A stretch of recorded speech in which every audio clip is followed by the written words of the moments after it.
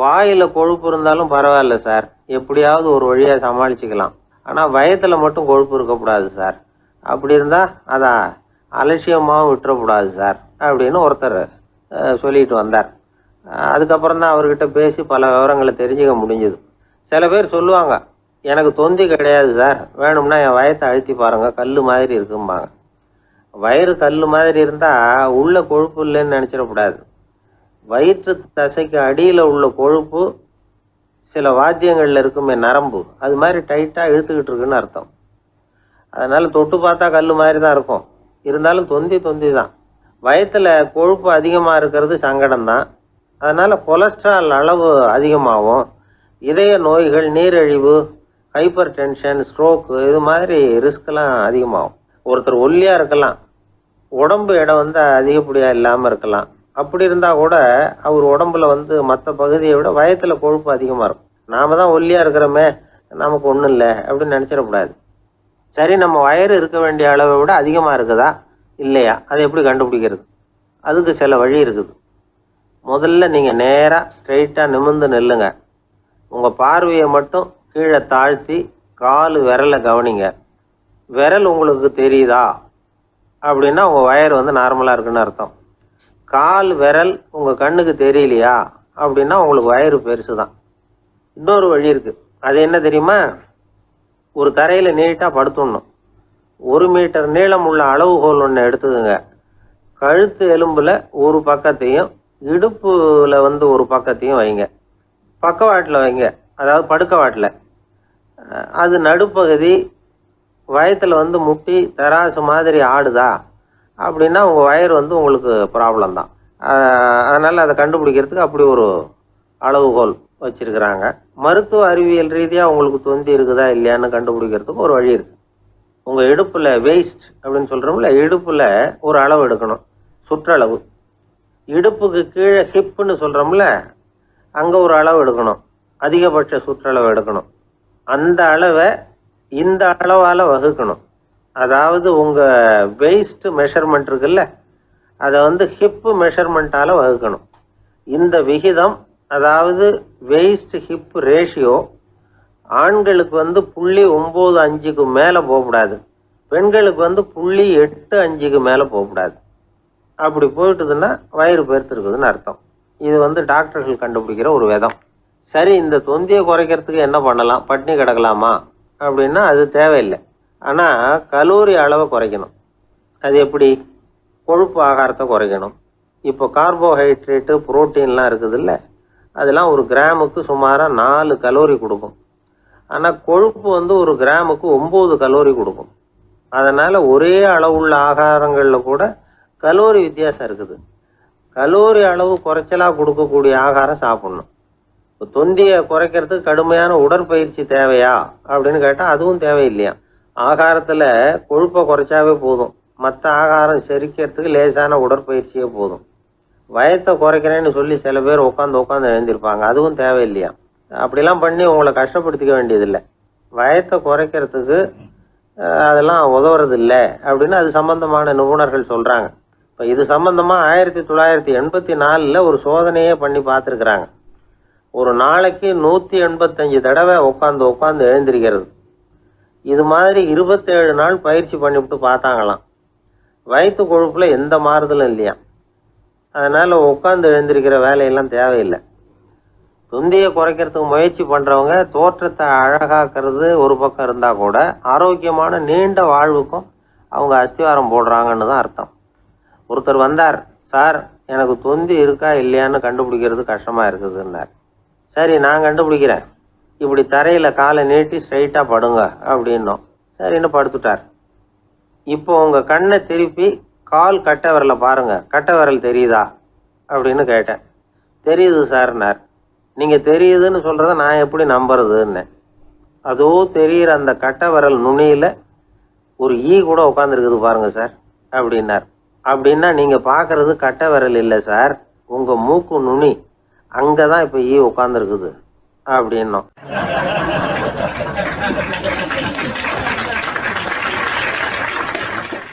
ஒரு நண்பர் ஆனந்தமா சிகரெட் பிடிச்சிக்கிட்டு இருந்தார்.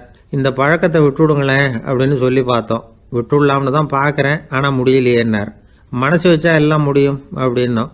அவர் கொஞ்ச நேரம் யோசனை பண்ணார். அப்புறம் சொன்னார், சரி சார், இதுதான் நான் பிடிக்கிற கடைசி சிகரெட் அப்படின்னு சொல்லி ரொம்ப அழுத்தமாக புகையை உள்ளுக்கு இழுத்தார். அதுக்கப்புறம் அந்த துண்டு சிகரெட்டை வீசி எறிஞ்சுட்டார். ஒருத்தர் இது மாதிரி தீர்மானம் பண்ணி தன்னுடைய கடைசி சிகரெட்டை தூக்கி எறிஞ்சுட்டார்னா அது ஒரு பெரிய விஷயம்தான். அதுக்கு பிறகு அவர் உடம்புல படிப்படியாக என்னென்ன மாற்றங்கள் நடக்கும் அப்படிங்கிறத பற்றி ஒரு விவர பட்டியலே வெளியிட்டிருக்கிறாங்க. அது என்ன விவரம் தெரியுமா? ஒருத்தர் புகைப்பிடிக்கிற பழக்கத்தை நிறுத்துறாருன்னு வச்சுங்க. அப்படி அவர் நிறுத்தின 20 நிமிடங்களுக்குள்ள உயர் ரத்த அழுத்தம், உடல் வெப்பம், நாடி துடிப்பு இதெல்லாம் சரியான நிலைமைக்கு வந்துடுதான். 8 மணி நேரத்துக்குள்ள இந்த ஸ்மோக்கர்ஸ் பிரீத் அப்படிங்கிற தன்மை மறைஞ்சிருதான். ரத்தத்தில் உள்ள கார்பன் மோனாக்சைடு அளவு குறையுதான், ஆக்சிஜன் அளவு கூடுதான், சரியான அளவுக்கு வந்துடுதான். ஒருத்தர் கடைசி சிகரெட்டை தூக்கி எறிஞ்சுட்டார்னா 24 மணி நேரத்துக்குள்ள மாரடைப்பு ஏற்படுறதுக்கான வாய்ப்பு குறைஞ்சுடுதான். 48 மணி நேரத்துக்குள்ள உணர்வு நரம்புகளின் முனைப்பகுதிகள் மறுபடியும் ஒன்று சேர்ந்துருதான். அதனால நாக்கு சுவை உணர்வு, மூக்கின் முகரும் சக்தி இதெல்லாம் மேம்படுதான், நல்ல நிலைமைக்கு வந்துடுதான். சிகரெட்டை நிறுத்தின 3 நாளுக்குள்ள மூச்சு விடுறது சுலபமாயிடுதான். இப்படி அவங்க பட்டியல் நிறைய சொல்றாங்க. 2 அல்லது 3 மாசத்துக்குள்ள என்ன ஆகும் தெரியுமா? ரத்த ஓட்டம் மேம்படுது, நடக்கிறது சுலபமாயிடுது. நுரையீரல் கொள்ளளவு 30% அதிகரிக்குது. 1லிருந்து 9 மாசத்துக்குள்ள சுவாச குறைபாடுகள் நீங்குது. நுரையீரலில் இருக்கக்கூடிய இந்த அசுத்தம் வடிகட்டும் திசுக்கள் சரியாக வேலை செய்ய ஆரம்பிச்சிருது. 1 வருஷத்துக்குள்ள இந்த இதய அழுத்த நோய்க்கான வாய்ப்பு பாதியாக குறைஞ்சிருது. இந்த சிகரெட்டை நிறுத்தின 5 வருஷத்துக்குள்ள ஒரு நாளைக்கு 1 பாக்கெட் சிகரெட் பிடிக்கிறவர்களில் நுரையீரல் புற்றுநோயினால் சாகிறவர்கள் எண்ணிக்கை பாதியாக குறைஞ்சிருது. புற்றுநோய் செல்கள் சீரமைக்கப்படுது. ஆக ஒருத்தர் புகைக்கிறத விட்டுணும்னு தீர்மானம் பண்ணி தன் கையில் இருக்கிற சிகரெட்டை இதுதான் கடைசின்னு சொல்லி தூக்கி எறிஞ்சுட்டா அதுக்கப்புறம் படிப்படியாக இவ்வளவு நன்மைகளும் மாற்றங்களும் ஏற்படுறதாக இந்த அமெரிக்கன் கேன்சர் சொசைட்டி தெரிவிச்சிருக்குது. அதனால புகைப்பழக்கம் உள்ளவங்க இதெல்லாம் கொஞ்சம் யோசிச்சு பார்த்து அந்த பழக்கத்தை விட்டு விடுறது ரொம்ப நல்லது. ஆனால் அதையெல்லாம் நாம் சொன்னால் யார் கேட்குறாங்க? என்னுடைய நண்பர் ஒருத்தர் புகைப்பழக்கம் உள்ளவர், அவர் என்கிட்ட சொன்னார், சார், சிகரெட் பிடிக்கிற பழக்கத்தை விட்டு விடுறது என்னை பொறுத்த வரைக்கும் ஒன்றும் பெரிய கஷ்டமான செயல் இல்லை, அது ரொம்ப சுலபம் அப்படின்னார். எப்படி சொல்கிறீங்கன்னு கேட்டேன். நான் ஏற்கனவே 20 தடவை அந்த பழக்கத்தை விட்டுருக்கேன் சார் அப்படின்னார் ரொம்ப பெருமையாக.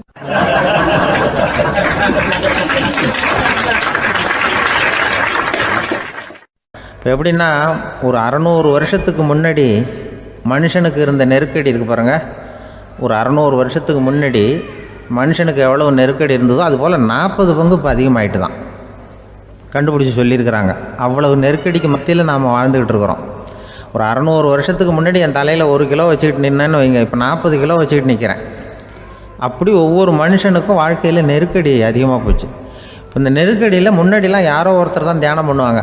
தியானம்னா ஒருத்தர் 2 பேர் காட்டுக்கு போய் தியானம் பண்ணிகிட்டு இருப்பாங்க 600 வருஷத்துக்கு முன்னாடி. இப்போ வீட்டுக்கு வீடு தியானம் நடக்குது. ஏன்னா அந்தளவுக்கு வாழ்க்கையில் ஒரு நிம்மதி வேணும் அப்படின்னு சொல்லி பண்ணிட்டாங்க. அதுக்கு தான் இயற்கை கொடுத்துருக்கிற ஒரு இயற்கையான வைத்தியம்தான் சிரிப்புங்கிறது. இதை பற்றி பெரியவங்கள்லாம் இப்போ ஆராய்ச்சி பண்ணிகிட்டு இருக்கிறாங்க. சிரிப்புங்கிறது நாம் பிறந்து ஒரு 6 மாதத்தில் தான் முதல் தடவையாக விவரமாக சிரிக்க ஆரம்பிக்கிறோமா. நாம் பிறந்து 6 மாதத்துக்கு, அதாவது முதல் தடவை சிரிக்க ஆரம்பிக்கிறது ஒரு 6ஆவது வாரம், 1.5 மாதத்தில் தான் குழந்தை விவரமாக சிரிக்க ஆரம்பிக்குது. அப்புறம் அப்படியே சிரிக்க ஆரம்பிக்கிறோமா. அதெல்லாம் இப்போ கணக்கு எடுத்துருக்குறாங்க. ஒரு குழந்தை ஒரு நாளைக்கு 200 தடவை சிரிக்குதான் ஒரு குழந்தை. பெரியவங்கள்லாம் 15 தடவை சிரிக்கிறாங்களாம். 200 தடவை சிரிச்சுக்கிட்டு இருந்த நாம் அப்படியே குறைஞ்சி 15 ஆகிட்டு. அதனால தான் இருதய நோயெல்லாம் வருது, ஹார்ட் அட்டாக்லாம் வருதுன்னு கண்டுபிடிச்சிருக்கிறாங்க.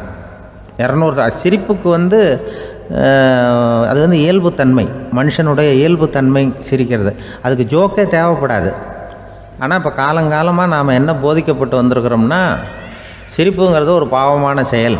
ஒரு முதலாளிக்கு முன்னாடி தொழிலாளி சிரித்தா மரியாதை குறைச்சல், ஒரு கணவனுக்கு முன்னாடி மனைவி சிரித்தா மரியாதை குறைச்சல், அது மாதிரி ஒரு வாத்தியாருக்கு முன்னாடி பையன் சிரித்தா மரியாதை குறைச்சல், ஒரு ஆஃபீஸருக்கு முன்னாடி பியூனு சிரித்தா மரியாதை குறைச்சல், இப்படின்னு சொல்லி சிரிப்புங்கிறது ஏதோ மரியாதை குறைவான செயல்னு காலங்காலமாக நாம் போதிக்கப்பட்டு வந்திருக்கிறோம். இப்போ மரபு ரீதியாகவே அந்த சிரிப்பு நம்மகிட்ட சிறைப்பட்டு தான், அடங்கி போச்சு. அந்த சிறைப்பட்டிருக்கிற சிரிப்பை வெளியில் கொண்டு வர்றதுக்கு தான் ஜோக்குன்னு ஒரு சாவியை போட வேண்டியிருக்கு. வேறு இந்த ஜோக்குக்கும் சிரிப்புக்கும் சம்மந்தம் இல்லை. அதை ஏற்கனவே இருக்கிறத வெளில கொண்டு வரதுக்கு ஒரு சாவி மாதிரி உபயோகப்படுதுன்னு இப்போ அதை பற்றி ஆராய்ச்சி பண்ணுறவங்களாம் சொல்கிறாங்க. ஏன்னா சிரிப்புக்கு ஜோக்கு தேவைப்படாது. இப்போ ஒரு குழந்தை தொட்டிலில் படுத்துருக்குன்னு வைங்களேன், குழந்தை தொட்டிலில் இருக்குது, அது முகத்துக்கிட்ட போய் ஒரு கிளுகிழுப்பை ஆட்டுங்க சிரிக்கும். அந்த கிளுகிழுப்பை சத்தமே சிரிக்க வைக்கிறதுல அதுதான் மனுஷனுடைய இயல்புத்தன்மை. அது என்ன ஜோக்காது? சத்தம். ஒரு கிளுகிழுப்பையை கொண்டு போய் குழந்தை முகத்துக்கிட்ட ஆட்டினா சிரிக்குதே, அதுதான் இயல்புத்தன்மை. அதே கிளுகிழுப்பையை ஒரு தாத்தா மூஞ்சிக்கிட்ட ஆட்டுங்க, கோவம் வந்துடும், அடிக்க வருவார். என்னடா விளையாட்டு இது அப்படிம்பார். ஏன்னா அவர் சிரிச்சுக்கிட்டு இருந்தவர், அப்படி இருந்தவர் ஒரு காலத்தில். ஒரு கிளுகிழுப்பைக்கு சிரித்தவர் ஒரு காலத்தில் இப்போ கோவப்படுறாருன்னா அந்த அளவுக்கு நம்ம மாறி போயிட்டே வந்துக்கிட்டு இருக்கிறோம். அதனால் அந்த இயல்புத்தன்மை மாறாமல் இருக்கணுங்கிறது ரொம்ப முக்கியம். அதுக்காக எல்லோரையும் குழந்தையாக்க முடியாது. மனுஷன் எல்லோரும் இனிமேல் வயசுங்கிறது கூட ஆகிட்டே தான் இருக்கும். அதுக்காக குறைச்சிக்கிட்டே போக முடியாது. அதுக்கு யாராவது மருந்து கண்டுபிடிச்சா தான் உண்டு. ஆனால் ஒருத்தர் மருந்து கண்டுபிடிச்சாராம், சொல்லுவாங்க. ஒரு டாக்டர் ஒரு மாத்திரை கண்டுபிடிச்சாராம். ஒரு மாத்திரை சாப்பிட்டா ஒரு வயசு குறையும், ஒரு மாத்திரை சாப்பிட்டா ஒரு வயசு குறையும் அப்படின்னு ஒரு மாத்திரையை கண்டுபிடிச்சிருக்காரு. ஒரு பாட்டி அம்மா, 90 வயசு பாட்டி, அது போயிருக்கு. அதே டாக்டர்கிட்ட போய், ஐயா எனக்கு ஒரு பாட்டில் மாத்திரை கொடுங்க, இந்த வயசு குறையிற மாத்திரை அப்படின்றது. அவர் ஒரு பாட்டில் கொடுத்தார் மாத்திரை. பாரும்மா பாட்டியம்மா, ஒரு மாத்திரை சாப்பிட்டா ஒரு வயசு குறையும், எடுத்துகிட்டு போகணும்னு கொடுத்துருக்காரு டாக்டர். இந்த 90 வயசு பாட்டி எடுத்துகிட்டு வீட்டுக்கு வந்துட்டு மறுநாள் அதே டாக்டர்கிட்ட போயிருக்கு. 30 வயசு பொண்ணாக போச்சான். 30 வயசு பொண்ணாக மாறி அதே டாக்டர்கிட்ட போயிருக்கு. இடுப்பில் ஒரு கை குழந்தை, அது சட்டை கிட்ட போடாமல் கட்டவரில் வாயில் வச்சுட்டு உட்காந்துருக்கு.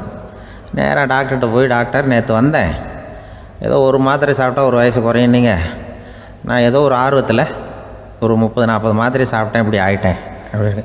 இப்போ டாக்டர் சொல்லியிருக்காரு, இதுக்கு ஏமா வருத்தப்படுற, எல்லோரும் வயசு குறையணும்னு தான் நினைக்கிறாங்க, உனக்கு வயசு குறைஞ்சிட்டுது, நீ சந்தோஷப்படு, இதுக்கே மறுபடியும் என்னகிட்ட வந்திருக்கிற அப்படின்னாரான் டாக்டர். அப்போ அந்த அம்மா சொல்லித்தான், என்னை பற்றி பரவாயில்ல டாக்டர், என் இடுப்பில் பாருங்கள் கை குழந்தை, இது சட்டை கிட்ட போடாமல் உட்காந்துருக்கு, கட்டவரில் வாயில் வச்சுட்டு உட்காந்துருக்கு, இது ரொம்ப ஆர்வத்தில் ஒரு 70 மாத்திரையை சாப்பிட்டு விட்டுது, இது என் வீட்டுக்காரரு.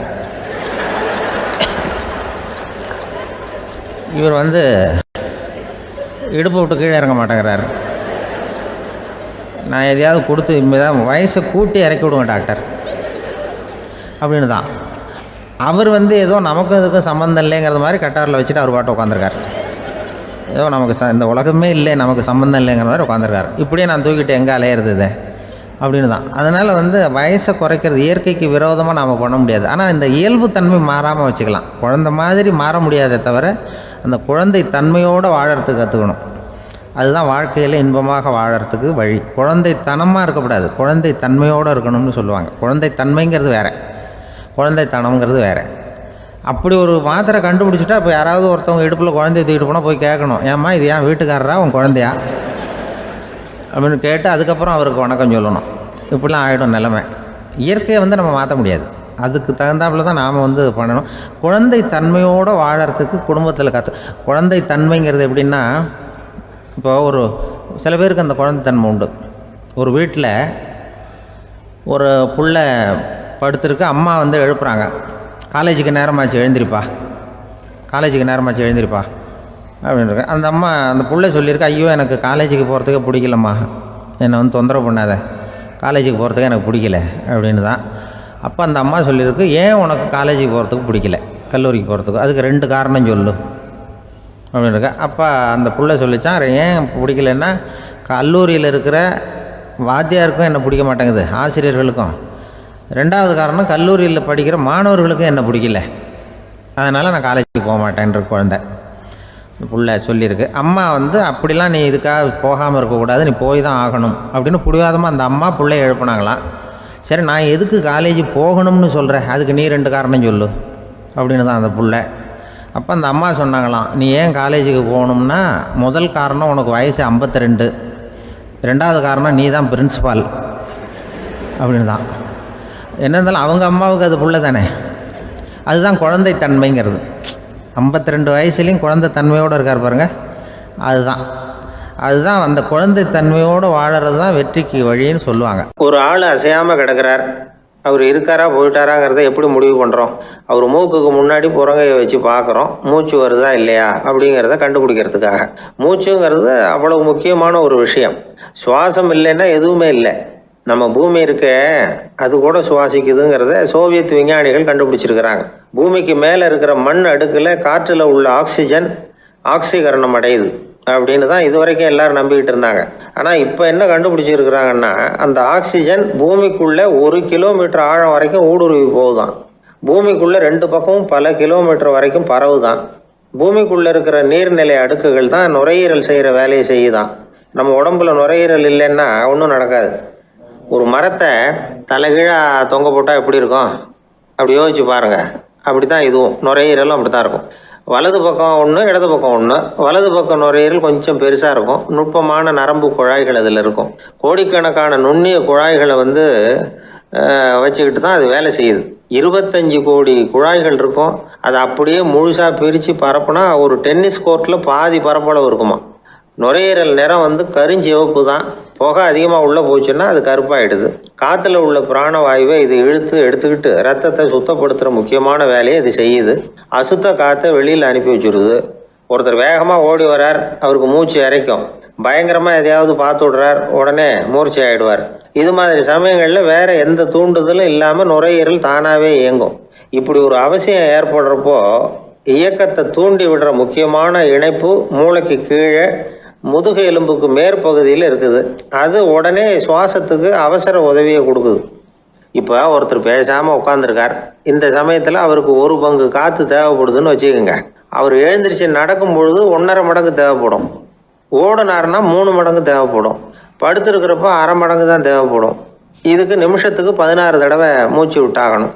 இப்படி சாதாரணமாக உள்ளே இழுக்கிற காற்று கொஞ்சம்தான் இருந்தாலும் இது மாதிரி 8 மடங்கு காற்றை உள்ளே இழுத்து வச்சுக்கிற சாமர்த்தியம் நுரையீரலுக்கு இருக்குதான். தண்ணி, நுண்கிருமிகள், ரசாயன பொருள் இப்படி எது உள்ளே போனாலும் நுரையீரல் சமாளிச்சுக்கும். 30 வருஷமாக விடாத புகை பிடிக்கிறவர் தொடர்ந்து உள்ளே அனுப்பி வைக்கிற புகையை கூட சமாளிக்குதுன்னா பார்த்துங்களேன். உள்ளே போகிற புகை நுட்பமான சுவாச முடிச்சுகளை அழிச்சு விடுது. கறி புகை அது மேலே படிஞ்சு உபயோகம் இல்லாமல் பண்ணிவிடுது. ஆனாலும் தேவைக்கு அதிகமாக 8 மடங்கு கூடுதலாக சுவாச முடிச்சுகள் நம்ம உடம்புக்குள்ளே இருக்கிறதுனால சமாளிக்க முடியுது. சமாளிக்க முடியலன்னா சில சமயம் மூச்சு திணறும். அதை ஒரு எச்சரிக்கையாக எடுத்துக்கிட்டு புகை பிடிக்கிற பழக்கத்தை விட்டுடணும். அதுதான் நல்லது. ஆனால் அப்படி யார் விடுறது? இணை பிரியாத 2 நண்பர்கள் இருந்தாங்களாம். 2 பேரும் விடாமல் சிகரெட்டு குடிக்கிறவங்க. அதில் ஒருத்தன் செத்து போட்டான். இன்னொருத்தன் அதுக்கப்புறம் 2 சிகரெட்டாக குடிக்க ஆரம்பித்தானா. ஏன் இப்படி பண்ணுறேன்னு கேட்டிருக்காங்க. நான் 1 சிகரெட்டு தான் குடிக்கிறேன். செத்து போன என்னுடைய ஃப்ரெண்டு இருக்கானே, செத்து போனவன், அவனுக்காக இன்னொரு சிகரெட்டு குடிக்கிறேன் அப்படின்னு நானா. இது ரொம்ப ஆபத்து, விட்டுடு அப்படின்னு சொல்லியிருக்காங்க. சரின்னு ஒத்துக்கிட்டான்.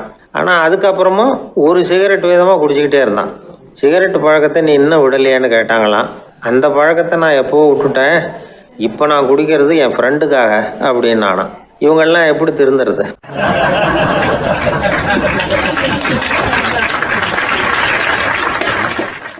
வாய் விட்டு சிரிச்சா நோய் விட்டு போகும் அப்படின்னு சொல்கிறது உண்டு. அது என்ன வெறும் அலங்காரத்துக்காக சொன்ன வார்த்தையா, இல்லை அர்த்தத்தோடு சொன்ன வார்த்தையா அப்படின்னு யோசிச்சா அதில் நிஜமாகவே அர்த்தம் இருக்குதுன்னு தான் தெரியுது. ஆதாரபூர்வமாக அதுக்கு சில நிரூபணங்களும் இருக்குது. நார்மன் கசின்ஸ் அப்படின்னு ஒருத்தர் இருந்தார். அவர் ஒரு அமெரிக்க பத்திரிகை ஆசிரியர். அவருக்கு ஏதோ ஒரு விதமான அழற்சி நோய், இன்ஃப்ளமேஷன் டிசீஸ். அது டாக்டர்கள்லாம் அதுக்கு என்ன விதமான வைத்தியமும் கிடையாது அப்படின்னு சொல்லி பல இதெல்லாம் பார்த்துட்டு கடைசியாக சொல்லிவிட்டாங்க அதுக்கு வைத்தியமே இல்லைன்ட்டாங்க. டாக்டர்கள் தான் சொல்லிவிட்டாங்களே, அதனால் இது இப்படியே இருந்துட்டு போகட்டும் அப்படின்னு விட்டுற வேண்டியது தானே. ஆனால் அவர் அப்படி நினைக்கல. உடனே அவர் என்ன பண்ணார்னா, ஆஸ்பத்திரி ரூமை காலி பண்ணார். ஹோட்டலில் போய் ஒரு ரூம் எடுத்துக்கிட்டார். அங்கே போனார்.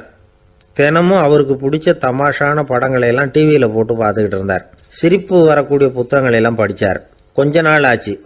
அவருக்கு இருந்த தொந்தரவு குணமாக ஆரம்பிச்சிட்டுது.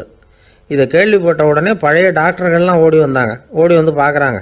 அவர் உடம்பை சோதனை பண்ணி பார்க்குறாங்க. பார்த்தா அவர் உடம்பு குணமாகறதுக்கு உதவியாக இருந்தது சிரிப்பு தான் அப்படிங்கிறத விஞ்ஞானபூர்வமாக அவங்க ஒத்துக்கிட்டாங்களாம். இருந்தாலும் சிரிப்பு எந்த முறையில் எந்த விதத்தில் உதவி பண்ணுது அப்படிங்கிறத இன்னமும் சரியாக புரிஞ்சிக்க முடியல. ஆனாலும் ஒரு சில விஷயங்கள் மட்டும் புரியுது. அது என்னன்னா, சிரிப்பு சுவாசத்தை மேம்படுத்துது, ரத்த அழுத்தத்தை குறைக்குது, உடம்பு குணமாகறதுக்கே உரிய சில ஹார்மோன்கள் அதிகமாக உருவாகி வர்றதுக்கு வழி செய்யுது. இந்த அளவுக்கு தான் சிரிப்போட செயல்பாட்டை நாம் புரிஞ்சிக்க முடியுது. இருந்தாலும் இதை பற்றி கண்டுபிடிக்க வேண்டியது இன்னமும் ஏராளமாக இருக்குது. அதையெல்லாம் விவரமாக கண்டுபிடிக்கிற வரைக்கும் நாம் காத்துக்கிட்டு இருக்க வேண்டியதில்லை. இப்போவே தாராளமாக சிரிக்கலாம். அதில் என்னத்துக்கு சிக்கணும்? காசா பணமா? சிரிப்புன்னா ஹாஹான்னு சத்தம் போட்டு சிரித்தாதான் உடம்புக்கு நல்லதுன்னு இல்லை. லேசான புன்னகை கூட உடம்புக்கு நல்லது செய்யுமா. லேசாக புன்னகை பூத்தா அந்த சமயத்தில் நாம் எப்படி ஆகுது, நம்ம உடம்பு பூரா அமைதி அடையுதான். இதையும் ஆதாரபூர்வமாக கண்டுபிடிச்சி தான் சொல்கிறாங்க. எப்போவாவது மனசு சங்கடமாக இருக்கிறப்போ கொஞ்சம் முயற்சி பண்ணி முகத்தில் புன்னகையை கொண்டுகிட்டு வந்து பாருங்கள். அதோட சுகம் உங்களுக்கு அனுபவித்து பார்த்தா தான் தெரியும். கண்ணும் உதடும் மலரும் பொழுது இருக்கிற ஆனந்தமே ஆனந்தம் அப்படிங்கிறாங்க அனுபவித்து பார்த்தவங்க. வாழ்க்கையில் நாம் தமாஷா இருக்கணும்னா அதுக்கு சில வழிகளையும் அவங்க சொல்லி வச்சுருக்கிறாங்க. முதல்ல நீங்கள் உற்சாகமாக இருக்கிறவங்க கூடவே அதிகமாக பழகணும், அவங்க கூடவே அதிக நேரம் இருக்கிறது மாதிரி பார்த்துக்கணும். அழுது வடிகிறவங்ககிட்டயே இருக்கக்கூடாது, அவங்கள அவாய்டு பண்ணுங்க, அவங்கள விட்டு விலகி வந்துடுங்க. உங்கள் முன்னாடி இருக்கிறவர் எப்பவும் மூஞ்சியை தொங்க போட்டுக்கிட்டே இருக்கிறவராக இருந்தால் கொஞ்ச நாளில் உங்கள் முகமும் அப்படியே ஆகிடுமா, ஜாக்கிரதையாக இருக்கணுமா. ரெண்டாவது, எடுத்ததுக்கெல்லாம் சீரியஸ் ஆகிடக்கூடாது, எதையும் நிதானமாக யோசிக்கணும். அடுத்தவங்க நம்மளை மதிக்கணுங்கிறதுக்காக நாம் பகட்டாக நடந்துக்கிறதுக்கு ஆசைப்படக்கூடாது. உங்களுக்கு பிடிச்ச தமாஷான வீடியோ படங்கள், புத்தகங்கள் இதையெல்லாம் லிஸ்ட்டு போட்டுக்கிட்டு முடிஞ்ச அளவுக்கு வாங்கி சேர்த்து வீட்டுக்குள்ளேயே ஒரு லைப்ரரி உண்டாக்கிக்கலாம். ஒரு பெரிய பிஸ்னஸ்மேன், ரொம்ப வெற்றிகரமாக பிஸ்னஸ் பண்ணுறவராம். அவர் எப்படின்னா அடிக்கடி ரயிலில் பிரயாணம் பண்ணுறப்போ நியூஸ் பேப்பரை வச்சுக்கிட்டு ரொம்ப சுவாரஸ்யமாக படிச்சுக்கிட்டே போகிறான். நியூஸ் பேப்பரில் அப்படின்னு சுவாரஸ்யமான விஷயம் அப்படின்னு எட்டி பார்த்தா அதுக்குள்ளே ஒரு காமிக் புஸ்தகத்தை வச்சுக்கிட்டு படிச்சுக்கிட்டு இருப்பாராம். என்னங்க அப்படின்னு கேட்டால், என் மனசு லேசாக இருக்கிறதுக்கு இது ரொம்ப உதவியாக இருக்குது அப்படின்பாரான். அது ஒரு பக்கம் இருக்கட்டும். சிரிப்புன்னா எல்லா விதமான தமாஷும் உடம்புக்கு நல்லதுன்னு நினச்சிடக்கூடாதான். ஜேம்ஸ் கரோல் அப்படிங்கிற அமெரிக்க உளவியல் நிபுணர் என்ன சொல்கிறார் தெரியுமா? அடுத்தவங்களை குறை சொல்கிறது, கேலி பண்ணுறது, நையாண்டி பண்ணுறது, இது மாதிரியான நகைச்சுவையெல்லாம் நல்லது செய்கிறது இல்லைங்கிறார் அவர். அடுத்தவங்களை தொந்தரவு பண்ணாத ஜோக்குகள் தான் எப்பவும் நல்லது. யாராவது ஜோக்கு சொன்னால் தாராளமாக சிரிக்கணும். ஒருத்தர் வந்தார், இன்னொருத்தரை கூட அழைச்சிக்கிட்டு என்கிட்ட காட்டினார். அவர் தன்னுடைய முகத்தை ரொம்ப சீரியஸாக வச்சுக்கிட்டு இருந்தார். என்னங்க விஷயம் அப்படின்னு விசாரித்தோம். வந்தவர் எங்களை பார்த்து சொன்னார், சார், இவர் கூட ஒரு பெரிய ப்ராப்ளம்னார். என்னன்னு, ஏதாவது ஒரு ஜோக்கு சொன்னால் உடனே சத்தம் போட்டு சிரிக்க ஆரம்பிச்சுடுறாரு சார் அப்படின்னார். ஜோக்கை கேட்டுட்டு சிரிக்க ஆரம்பித்தா அது ப்ராப்ளம் இல்லையே அப்படின்னு சொன்னோம். சிரிக்க ஆரம்பிக்கிறது ப்ராப்ளம் இல்லை சார், ஆனால் அப்படி ஆரம்பிக்கிற சிரிப்பை அதுக்கப்புறம் நிறுத்தவே மாட்டேங்கிறார். நாள் கணக்கில் அது பாட்டு போயிட்டுருக்கு, அதுதான் ப்ராப்ளம் அப்படின்னார் அவர்.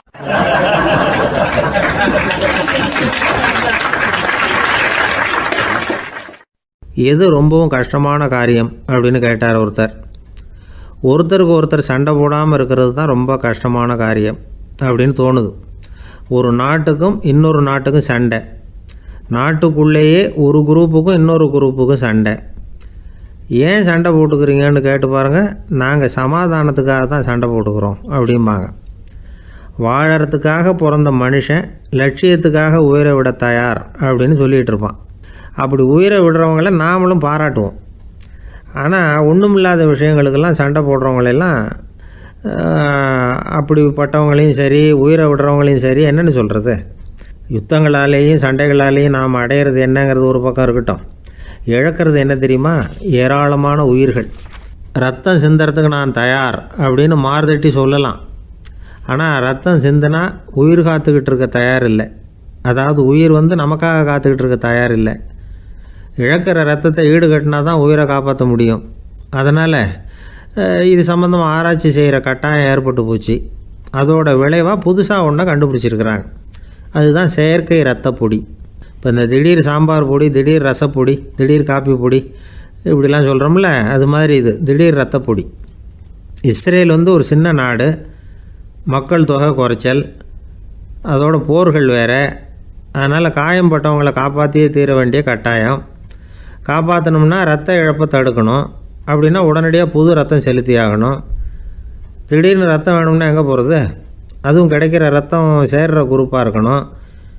ஒரு வேடிக்கை பார்த்தீங்களா, நான் வேறு குரூப்பு நீ வேறு குரூப்புன்னு இவன் சண்டை போடுறான். இதில் அடிபட்டவனுக்கு ரத்தம் கொடுக்க போனால் அதுலேயும் அது வேறு வேறு குரூப்பாக இருக்குது. அது ரத்தமும் வேறு வேறு குரூப்புன்னு சொல்லிகிட்டு இருக்குது. எந்த குரூப்பு ரத்தம் வேணும், அது உடனடியாக கிடைக்கலன்னா என்ன பண்ணுறது? இப்படிப்பட்ட கஷ்டம்லாம் நமக்கு வந்துடுது. இதுக்காக தான் விஞ்ஞானிகள் இந்த ரத்த பொடியை கண்டுபிடிச்சிருக்கிறாங்க. அதாவது ஒரு ஆள் அடிபட்டு போட்டான்னு வச்சுங்களேன், அவனுக்கு ரத்தம் கிடைக்கல, உடனே என்ன பண்ணலாம்? இந்த சுத்தப்படுத்தப்பட்ட தண்ணீரை கொஞ்சம் எடுத்துக்க வேண்டியது, அதில் இந்த இரத்த பொடியை கரைக்க வேண்டியது. இப்போ இந்த செயற்கை ரத்தம் வந்து தயாராகிட்டுது, இதை அந்த ஆள் உடம்புல ஏற்றி விட்ற வேண்டியது. இயற்கையாக நம்ம உடம்பில் இருக்கிற ரத்தம் என்னென்ன வேலை செய்யுதோ அதே வேலையை இதுவும் செய்யும். அதாவது ஆக்சிஜனை உடம்பில் எல்லா இடத்துக்கும் எடுத்துகிட்டு போகுது. அந்த வேலையை இந்த செயற்கை ரத்தமும் செஞ்சுருது. ஆனால் ஒரு விஷயம், இந்த செயற்கை ரத்தம் ஒரு அவசரத்துக்கு தான் உபயோகப்படுத்தலாம், ஒரு முதல் உதவி மாதிரி. அதை அப்படியே நிரந்தரமாக விட்டுற முடியாது. பின்னாடி வந்து தேவையான குரூப்பு உண்மையான ரத்தம் கிடைச்ச உடனே அதை செலுத்திக்கணும். உண்மையான ரத்தத்தை 20லேருந்து 40 நாள் வரைக்கும் தான் பாதுகாக்க முடியும். அதுவும் குளிர்பதன பெட்டியில். அதுக்குள்ளே உபயோகப்படுத்தலைன்னா அது வீணாக போயிடும். இந்த ரத்த பொடி அப்படி இல்லை, எவ்வளோ நாள் வேணும்னாலும் அப்படியே வச்சுருக்கலாம், குளிர்பதன பெட்டியும் தேவையில்லை. ஆனால் ஒன்று, இது தண்ணியில் கலந்து செயற்கை ரத்தமாக ஆக்கிவிட்டா அதோட வலு 72 மணி நேரம் தான், அதாவது 3 நாள். அதுக்குள்ளே அந்த ஆசாமியை எங்கேயாவது ஆஸ்பத்திரிக்கு தூக்கிட்டு போய் உண்மையான ரத்தத்தை கொடுத்துடணும். சண்டையில் அடிபடுறவங்க, சாலை விபத்தில் அடிபடுறவங்க, இவங்களுக்கெல்லாம் அவசரத்துக்கு கை கொடுத்து உதவுறது இந்த செயற்கை ரத்த பொடி. அதுக்கப்புறம் நாம் கொடுக்குற ரத்தம் தான் அவங்கள காப்பாற்றணும். இன்றைக்கி வந்து ரத்தத்தை தானமாக கொடுக்க தயாராக இருக்கிற நல்ல உள்ளங்கள் ஏராளம். எவ்வளவு ஆக்சிடெண்ட்டு, ஆப்ரேஷன், இதில் சம்மந்தப்பட்டவங்களை வந்து காப்பாற்றுறது நாம் தானமாக கொடுக்குற ரத்தம் தானே. ஒரு ஆக்சிடெண்ட்டு, ஒரு ஸ்கூட்டர் ஒரு ஆள் மேலே மோதி விட்டுது, பார்த்து வரக்கூடாதா அப்படின்னா அந்த ஆள், நீ தான் பார்த்து நடக்கணும், ஏன்னா 20 வருஷமாக நான் அந்த ஸ்கூட்டரை ஓட்டிகிட்டு இருக்கிறேன் அப்படின்னு நானா இவன். இதுக்கு அவன் சொன்னானா, நீ தான் பார்த்து ஓட்டணும், ஏன்னா 40 வருஷமாக நான் இப்படி நடந்துக்கிட்டு இருக்கிறேன் அப்படின்னு நானா.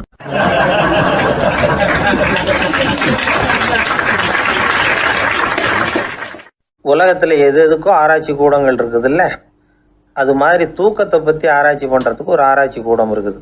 அப்படி ஆராய்ச்சி பண்ணணும்னா அதுக்கு மூழ்கிக்கிட்டு இருக்கணும்ல. அதனால தான் அந்த ஆராய்ச்சி கூடம் இங்கே இல்லை, அமெரிக்காவில் பாஸ்டன் பல்கலைக்கழக மருத்துவமனையில் அது இருக்குது. அங்கே தூக்கத்தை பற்றி பலவிதமான ஆராய்ச்சிகள் பண்ணிகிட்டு இருக்கிறாங்க. அந்த ஆராய்ச்சி கூடத்தில் இயக்குனராக இருக்கிற ஒரு நிபுணர், அவர் என்ன சொல்கிறார் தெரியுமா? உங்களுக்கு தூக்கம் வரலையா, நீங்கள் நல்லா தூங்குறதுக்கு தாராளமாக சில யோசனைகளை என்னால் சொல்ல முடியும் அப்படிங்கிறார். யோசனை தானே, காசா பணமாக கேட்டு வச்சுக்கலாமே. உணவு, மனநிலை, தூங்கும் இடத்தோட சூழ்நிலை, படுக்கைக்கு செல்கிறப்போ உள்ள பழக்க வழக்கங்கள், இது காரணமாக ஒருத்தருக்கு தூக்கம் வராமல் போகலாம். தூக்கம் வராததுக்கு இதுதான் காரணம்னா அதையெல்லாம் சுலபமாக கட்டுப்படுத்தலாங்கிறார் அவர். தூக்கத்தை வரவழைக்கக்கூடிய ஒரு நல்ல மருந்து உடற்பயிற்சி. ஆனால் ஒன்று, படுக்க போகிற நேரத்தில் இது மாதிரி உடற்பயிற்சிகள் எல்லாம் செய்யக்கூடாது. கொஞ்சம் முன்னாடி பகல்லையே இந்த பயிற்சிகளை செய்கிறது நல்லது. தூக்கம் வராமல் அவதிப்படுறவங்க பிற்பகல் நேரங்களில் காஃபி, டீ இது மாதிரி பானங்களை சாப்பிடக்கூடாது. மது அருந்துறது கூட தூக்கத்தை பாதிக்கும். வெது வெதுப்பான நீரில் குளிக்கிறது, தியானத்தில் ஈடுபடுறது, ஓய்வாக இருக்கிறது, படுக்கிறது, அதாவது படுக்கிறதுக்கு முன்னாடி ஒரு கோவலை பால் சாப்பிட்றது, இதெல்லாம் வந்து தூக்கத்தை வந்து வரவழைக்கிறது ரொம்ப உதவியாக இருக்கும். இன்னொரு விஷயம் என்னென்னா, தூங்கி ஆகணுமேங்கிற கவலை வேண்டியதில்லை. அப்படி நினச்சி கவலைப்படுறதை விட்டுடணும். தூக்கம் வரலையா, உடனே படுக்கையை விட்டு எழுந்திரிக்க வேண்டியது. வெளியில் வாங்க, வேறு ஏதாவது வேலையில் ஈடுபடுங்க, கொஞ்சம் நேரம் உலாவுங்க, அல்லது ஏதாவது ஒரு புஸ்தகத்தை எடுத்து படிங்க. களைப்பு ஏற்பட்டால் மறுபடியும் படுக்கைக்கு போங்க, தூக்கம் தானே வந்துடும். ஒரு விஷயத்தை மட்டும் நல்லா ஞாபகத்தில் வச்சுக்கணும், படுக்கைக்கு போகிறப்போ உங்கள் மற்ற எல்லா பிரச்சனைகளையும் மறந்துடணும். அது எப்படி சார் முடியும், அந்த நேரம் தானே எல்லா பிரச்சனையும் வரிசையாக ஞாபகத்துக்கு வருது அப்படின்னு நாம் நினைக்கலாம். ஆனால் பழக்கத்தில் அதை நாம் மாற்றிக்க முடியும். கொஞ்சம் முயற்சி பண்ணணும், அவ்வளோதான். இது எல்லாமே ஆராய்ச்சி பண்ணி பார்த்துட்டு அந்த நிபுணர் சொல்கிற கருத்து தான். இன்னொரு விஷயமும் அவர் சொல்கிறார். அது என்னென்னா, உடல் கோளாறு காரணமாக தூக்கம் வராமல் அவதிப்படுறவங்களுக்கெல்லாம் இந்த யோசனைகள் சரியாக வராது அப்படிங்கிறார். அதுக்கெல்லாம் மருத்துவ சிகிச்சை கொடுத்து தான் சரி பண்ணணும். சில பேருக்கு நடு ராத்திரியில் மூச்சு திணறல் ஏற்பட்டு தூக்கம் வராமல் போயிடும். ஊரெல்லாம் தூங்குறப்ப தான் மட்டும் தூங்காமல் மூழ்கிட்டு இருக்கிறது, ஊரெல்லாம் மூழ்கிட்டு இருக்கிறப்போ தான் மட்டும் தூங்குறது, இது மாதிரி கோளாறுகளால் சில பேர் பாதிக்கப்படலாம். காலு தசை முறுக்கிக்கிறதுனால சில பேருக்கு அடிக்கடி விழிப்பு வரலாம். மன அழற்சி காரணமாக சில பேருக்கு தூக்கம் வராது. இது மாதிரி கோளாறுகளுக்கெல்லாம் அதுக்கு தகுந்த மாதிரி சிகிச்சை கொடுத்து தான் சரி பண்ண வேண்டியிருக்கும். எந்த கோளாறும் இல்லாமல் தூக்கம் வரலைன்னா ஆரம்பத்தில் சொன்ன முறைகளை கடைபிடிச்சு பார்க்கலாம். தூக்கம் வந்ததுன்னா யோசனை சொன்ன அந்த நிபுணருக்கு நன்றி சொல்லலாம். ஒருத்தர், ஏன் சார் பஸ்ஸில் தூங்குறது கெட்ட பழக்கமானு கேட்டார். இல்லையே, நான் கூட பஸ்ஸில் போகிறப்ப தூங்கிட்டு தானே போவேன் அப்படின்னார் இன்னொருத்தர். அப்புறம் ஏன் என்ன டிரைவர் வேலை வேணாம்னு வீட்டுக்கு அனுப்பி வச்சுட்டாங்க அப்படின்னாராம் அவரு.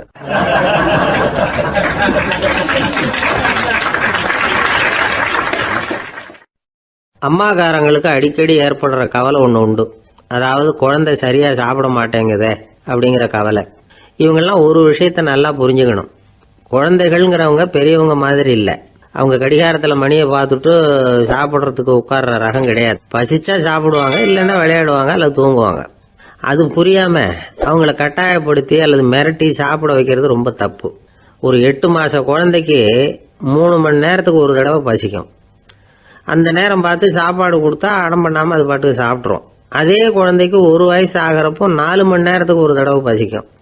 இந்த வயசில் இயற்கையாகவே பசி குறைஞ்சிருக்கும். அது புரியாமல் என் குழந்தை முன்னாடி மாதிரி இப்போ சரியாக சாப்பிட மாட்டேங்கிறான் அப்படின்னு சில பேர் டாக்டர்கிட்ட போய் சொல்லிக்கிட்டு இருப்பாங்க. இன்னொரு விஷயம், ஒரு குழந்தைக்கு வயசு அதிகமாகிற வேகத்துக்கு உடம்பு எடையும் அதிகமாகிக்கிட்டே போகாது. உடம்பு எடை அதிகமாகிற வேகம் குறைஞ்சிக்கிட்டே வரும். 6 மாத குழந்தைக்கு ஒரு வாரத்தில் 150 கிராம் எடை கூடும். ஒரு வயசில் வாரத்துக்கு 71 கிராம் எடை கூடும். இது புரியாமல் அதிகமாக சாப்பாட்டை கொடுத்து குழந்தைய கஷ்டப்படுத்தக்கூடாது. ஏன்னா அளவுக்கு மீறின உணவு அஜீரணத்தை உண்டு பண்ணிவிடும். குழந்தைக்கு ஒரு தட்டில் கொஞ்சமாக ஆகாரத்தை வச்சு கொண்டுகிட்டு போய் கொடுக்கணும். மலை மாதிரி குவிச்சு வச்சா அதை பார்த்ததுமே பசி அடங்கி போயிடும். அடித்து மிரட்டி பயமுறுத்தி குழந்தைய சாப்பிட வைக்கிற பழக்கம் இருக்குது பாருங்க. அதுக்கு ஃபுட் ஃபோர்ஸிங் அப்படின்னு பேர். இப்படி பண்ணினா குழந்தைக்கு சாப்பாட்டில் விருப்பம் குறைஞ்சிரும். அதை கண்டாவே வெறுக்க ஆரம்பிச்சிடும். அது மாதிரி உளம் சார்ந்த பசி குறைவு, சைக்கோஜெனிக் அனோரெக்சியா, அது ஏற்படுமா. சாப்பாடுங்கிறதே ஒரு தண்டனை மாதிரி தோணும். குழந்தைகளுக்கு பிடிச்ச மாதிரியான ஆகாரத்தை கொடுக்கணும். சத்து அதிகம் இருக்குங்கிறதுக்காக அதுக்கு பிடிக்காத ஆகாரத்தை கொடுத்து கட்டாயப்படுத்தக்கூடாது. குழந்தைகளுக்கு 2 வயசு ஆகிறப்போ இயற்கையாகவே எதிர்மறை குணம் உண்டாகும். அதாவது அந்த எதிர்மறையாக பேசுறது. இது மாதிரி சமயங்களில் நாம் என்ன சொல்கிறோமோ அதுக்கு நேர்மாறாக நடந்துக்கும். ஏட்டிக்கு போட்டி. சாப்பிட சொன்னால் விளையாட போவோம், விளையாட சொன்னால் சாப்பாடு கேட்கும். இதை புரிஞ்சுக்கிட்டு நடந்துக்கணும். குழந்தை சொன்ன பேச்சை கேட்கலேன்னு கோவப்படக்கூடாது. குழந்தை வளர வளர பிடிவாத குணம் வர்றது சகஜம். கேட்டதை வாங்கி கொடுத்தாதான் சாப்பிடுவேன் அப்படின்னு பிடிவாதம் பண்ணணும். வாங்கி கொடுத்து விடுறது தான் உத்தமம். நீங்களும் அதுகிட்ட பிடிவாதம் பண்ணிட்டு இருக்கக்கூடாது. ஏன்னா கேட்டது கிடைக்கலையேங்கிற ஏமாற்றம் கூட குழந்தையோட பசியை குறைச்சிரும். கேட்டது கிடைச்சிட்டா பசி அதிகமாகும். கொடுத்ததை மலமலன்னு சாப்பிட்றோம். குழந்தைகளுக்கு கண்ட நேரத்தில் சாப்பிட்றதுக்கு எதையாவது வாங்கி கொடுத்துக்கிட்டு இருந்தா சாப்பாட்டு நேரத்தில் சாப்பிடாம அடம் பண்ண ஆரம்பிச்சிடும். பள்ளிக்கூடம் போகிற பிள்ளைங்க காலை உணவை சரியாக சாப்பிட மாட்டாங்க. அச்சம், அவசரம், பரபரப்பு இதெல்லாம் தான் காரணம். பள்ளிக்கு புறப்படுறதுக்கு ஒரு 3/4 மணி நேரத்துக்கு முன்னாடியே சாப்பாடு போட்டுருங்க, அது சரியாக போடும். படிக்கிற குழந்தைகள் உடல் சோர்வு, மனச்சோர்வு இது காரணமாக கூட சாப்பிட மறுக்கிறது உண்டு.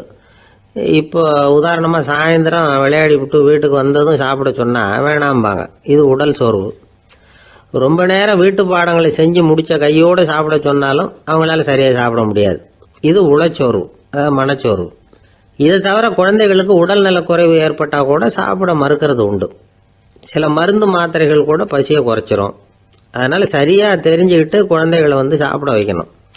அது புரியாமல் கையில் சாப்பாட்டு தட்டை வச்சுக்கிட்டு குழந்தைகளை விரட்டிக்கிட்டு அலையக்கூடாது. ஒரு சின்ன பையன் சொன்னான், எங்கள் அம்மா சாப்பாடு போடுறது தெரிஞ்சால் நான் உடனே வீட்டை விட்டு வெளியில் ஓடி போடுவேன் அப்படின்னா. ஏன் அப்படி பண்ணுறேன்னு கேட்டோம். எங்கள் அப்பா கூட அது மாதிரி தான் சார் பண்ணுவார் அப்படிங்கிறான்.